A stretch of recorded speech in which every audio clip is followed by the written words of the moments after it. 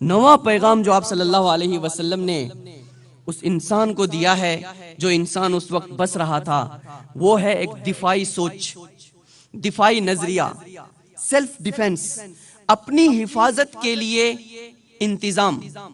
قرآن شریف میں اللہ تعالیٰ فرماتا ہے وَأَعِدُّوا لَهُم مَّا اسْتَطَعْتُم مِّن قُوَّةٍ إِلَى آخر الآیہ، تم اپنی حفاظت کے لیے دشمن کے خلاف جو تم سے ہو سکتا ہے وہ کرو۔ کیوں؟ کیونکہ یہ دنیا کا نظام ایسا ہے، جو مخلوق طاقتور ہوتی ہے وہ کمزور مخلوق پر ظلم کرتی ہے، اس کو اپنا خوراک بناتی ہے۔ یہ نظام کچھ ایسا ہی ہے، بڑی مچھلی چھوٹی مچھلی کو کھاتی ہے، بڑے لوگ چھوٹے لوگوں کو کھاتے ہیں، بڑا جانور چھوٹے جانور کو کھاتا ہے، ایسا ایک نظام ہے۔ لیکن اس نظام سے حفاظت کے لیے بھی ایک نظام اللہ نے بنایا، وہ نظام ہے نظام دفاع۔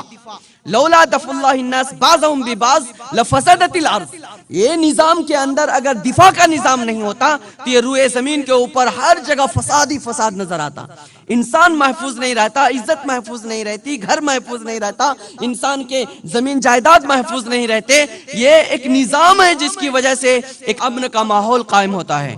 اس لیے اس نظام کے خلاف اگر انسان سمجھتا ہے کہ میں سیدھا سادہ راہب بن کر، متقی پرہیزگار بن کر، دنیا سے لا تعلق ہو کر، اپنی زندگی اپنی ذات کے لیے جی کر اچھی طریقے سے زندگی گزار کے دنیا سے چلا جاؤں گا، تو یہ سوچ اسلامی نہیں ہے۔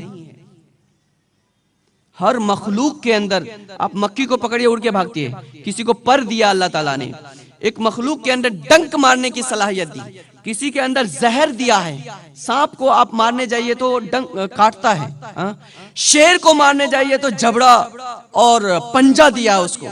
ہر مخلوق کے پاس کچھ نہ کچھ دیا ہے، ہر مخلوق کی سے اعلیٰ اور اشرف انسان کو بنایا ہے۔ یہ انسان کو جب اعلیٰ اور اشرف بنایا تو اس کے ساتھ اللہ تعالیٰ نے انہیں ادراک دیا، احساس دیا۔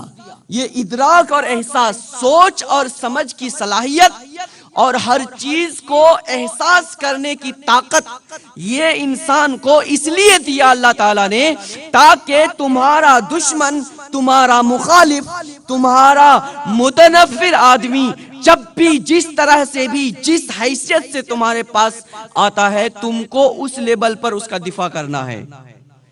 ایک انسان تعلیمی طور پر حملہ کرتا ہے تو تعلیم اور ایجوکیشن سے آپ کو جواب دینا ہے۔ ایک انسان مالی طور پر آپ کو دبانے کی کوشش کرتا ہے، اس کا جواب آپ کو اسی حساب سے دینا ہے۔ ایک انسان طاقت کے بل پر کسی کو دبانے کی اور ختم کرنے کی کوشش کرتا ہے، آپ کو اس کے لیے طاقت جمع کرنی پڑے گی۔ ایک انسان جس لیول پر سماج کو بگاڑنے کی کوشش کرتا ہے، آپ کو اسی اسٹیج پر آ کر اس سماج کو اوپر لانے کے لیے کام کرنا ہے، تب ہوگا صحیح معنی میں دفاع۔ یہ نظریہ آپ صلی اللہ علیہ وسلم نے عرب کے ان زمانہ جاہلیت سے متاثر زدہ انسانوں کے ذہنوں میں پلایا ہے، گھسایا ہے۔ جب ان لوگوں کے اندر یہ ذہن پیدا ہوا تو 313 ہزاروں کے مقابلے میں بدر کے میدان میں کھڑے ہوئے، لاکھوں رومیوں کے مقابلے میں 10,000 مجاہد کھڑے ہوئے، لاکھوں رومیوں کے مقابلے میں۔ کیوں؟ اس لیے کہ دفاع ہی انسانی زندگی کی ضمانت ہے۔ اگر آپ اپنی دفاع نہیں کریں گے، آپ کی زندگی کی کوئی ضمانت، کوئی گارنٹی نہیں ہے۔ اور آپ نے نہیں اس کے لیے کام کیا تو اس کے بارے میں آپ کو جواب بھی دینا ہے۔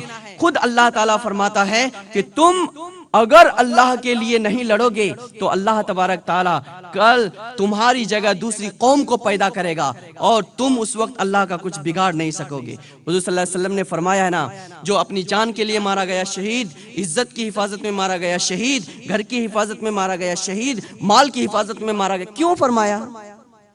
کیونکہ یہ ایک نظام ہے، اس سے اگر آپ روگردانی کرتے ہیں، اس سے اگر آپ کٹتے ہیں تو پھر آپ کی زندگی کی کوئی ضمانت نہیں، آپ کی نسل اور قوم کی زندگی کی کوئی ضمانت نہیں ہے۔ آپ کو اگر اپنی ضمانت چاہیے، تحفظ چاہیے، تو آپ کو نظام دفاع کے اوپر ہی کام کرنا پڑے گا۔ یہ ہے آپ صلی اللہ علیہ وسلم کا نواں پیغام۔